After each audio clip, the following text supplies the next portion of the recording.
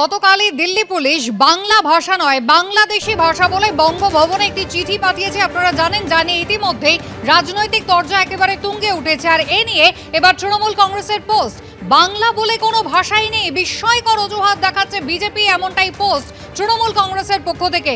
সংবিধান স্বীকৃত একটা ভাষা, সেখানে তাকে অস্বীকার করা হচ্ছে, এটা ভাষা বিদ্বেষ ছাড়া আর কিছুই নয়। অমিত মালব্যকে পাল্টা আক্রমণ করেছে তৃণমূল কংগ্রেস। বিজেপি পরিকল্পিতভাবে রাজ্য জুড়ে বাঙালিদের মধ্যে আতঙ্ক ছড়াচ্ছে। আক্রমণ তৃণমূলের। এ ধরনের ভয়ঙ্কর ব্যাখ্যা বন্ধ হওয়া উচিত, পোস্ট তৃণমূল কংগ্রেসের।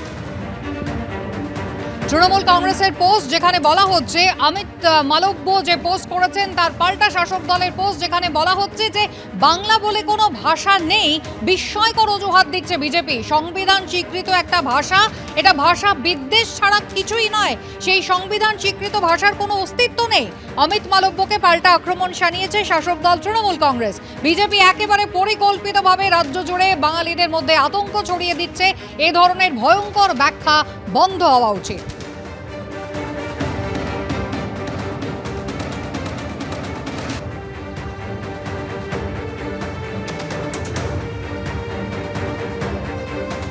বাংলাদেশি ভাষা বলে যা বলেছে দিল্লি পুলিশ তা একেবারে সঠিক ব্যাখ্যা দিয়েছেন অমিত মালব্য। তিনি বলছেন বাংলা আসলে একটা জাতি, বাংলা ভাষা বাংলাদেশি ভাষা বলে যা উল্লেখ করেছে দিল্লি পুলিশ তা একেবারে সঠিক বলে পোস্ট করেছেন অমিত মালব্য।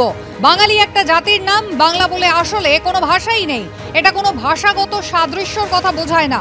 যখন দিল্লি পুলিশ বাংলাদেশি ভাষা বলছে, সেটা পশ্চিমবঙ্গে বলা বাংলা ভাষা নয়, বাংলাদেশি ভাষা মানে বাংলাদেশ থেকে আসা অনুপ্রবেশকারীদের কথা বলা হয়েছে, পোস্ট করেছেন অমিত মালব্য।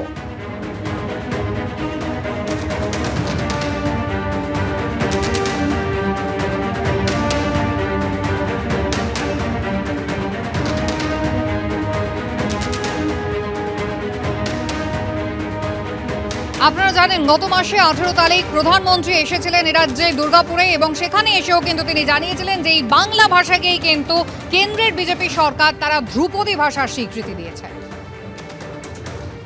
टीएमसी और लेफ्ट ने सालों तक दिल्ली में कांग्रेस के साथ मिलकर सरकार चलाई। इस दौरान इनको बांग्ला भाषा की याद तक नहीं आई।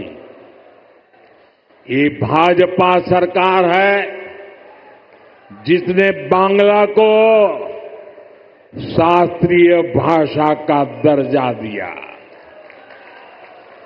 ऐसा करके हमने बांग्ला साहित्य की सेवा करने वाले विष्णु डे जी जैसे अनेक साहित्यकारों को भी श्रद्धांजलि दी है।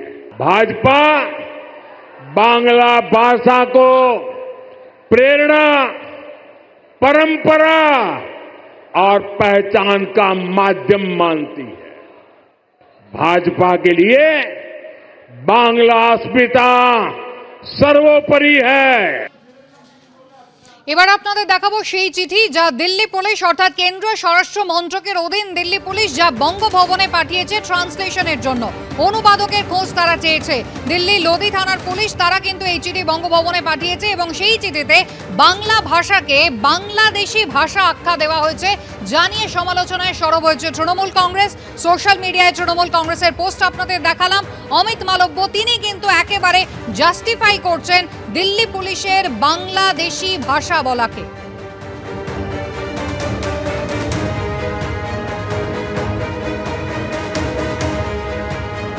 এই সমস্ত যারা দিয়েছেন তারা অশিক্ষিত, অর্বাচীন, এবং এদের ট্রেন আপ করা হয়েছে যে গোটা দেশে হিন্দি চালাতে হবে। হিন্দি চাপিয়ে দেওয়ার একটা সুকৌশল হচ্ছে এইসব কথা বলা।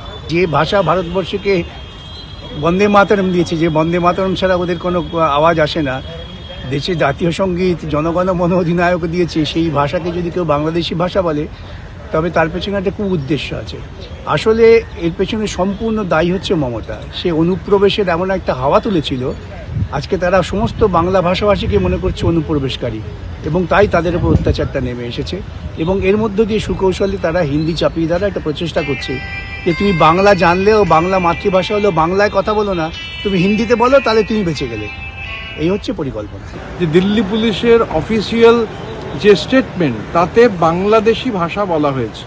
বাংলাদেশি ভাষা বলে তো কিছু হয় না, বাংলা ভাষা একটা ধ্রুপদী ভাষা।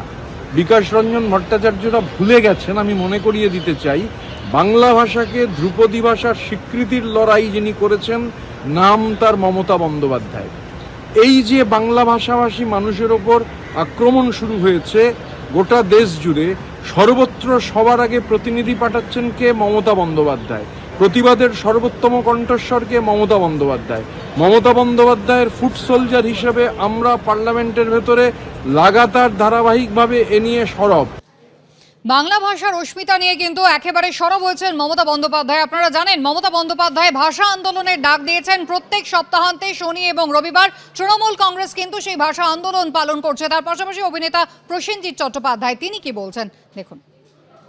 ভাষা নিয়ে কথা হচ্ছে, আমাদের মনে হয় মাননীয় মুখ্যমন্ত্রী একটা সার্কুলেট করেছেন এবং বাংলা ভাষা, আমি বলতে পারি বাংলা ভাষা ছিল, আছে, থাকবে। তার জন্য যে কোনো লড়াই করতে হয় আমরা লড়াই করব। বিজেপি পরিকল্পিতভাবে চক্রান্ত করছে, এইভাবে বাংলা ভাষার গরিমা ক্ষুণ্ণ করা হচ্ছে। সমালোচনায় সরব হয়েছেন রাজ্যের মন্ত্রী অরূপ বিশ্বাস। আমার মায়ের ভাষা হচ্ছে বাংলা, আমাদের রক্তে হচ্ছে বাংলা, আমরা বাংলায় কথা বলি। আজকে ভারতবর্ষের জাতীয় সঙ্গীত সেটা যিনি লিখেছেন তিনি হচ্ছেন রবীন্দ্রনাথ ঠাকুর, সেটাও বাংলায়। আজকে কবি নজরুল ইসলাম বিদ্রোহী কবি, তিনি যত কবিতা লিখেছেন বাংলায়। এমনকি আজকে যে আমরা বন্দে মাতরম গাই, দেশমাতৃকাকে যে আমরা প্রণাম জানাই, সেই বন্দে মাতরম সেটাও লিখেছেন বঙ্কিমচন্দ্র চট্টোপাধ্যায়, কথাশিল্পী শরৎচন্দ্র চট্টোপাধ্যায়। আমরা তো সব কিছুই বাংলায়। তো কারা কোন মূর্খরা বলছে যে বাংলা ভাষা মানে বাংলাদেশিদের ভাষা, আমরা সেই মূর্খদের চিহ্নিত করতে চাই এবং বাংলার মানুষের কাছে তাদের এক্সপোজ করতে চাই যে এরা বাংলা বিদ্বেষী। আমি কালকেও বলেছি, একদিকে তো আমাদের ন্যায্য পাওনা দিচ্ছে না, আমাদের আবাস যোজনার টাকা, গ্রাম সড়ক যোজনার টাকা, আমাদের 100 দিনের টাকা ভাতে মারবার চেষ্টা করছে। দ্বিতীয়ত ডিবিসি থেকে জল ছেড়ে মানুষকে ডুবিয়ে মারার চেষ্টা করছে। আর তৃতীয়ত আবার ভাষা সন্ত্রাস চালু হয়েছে। বাংলা এবং বাংলা ভাষাকে শেষ করার একটা চক্রান্ত কেন্দ্রীয় সরকার এবং বিজেপি করছে। তার বিরুদ্ধে আমাদের সবার প্রতিরোধ থাকবে, প্রতিবাদ থাকবে।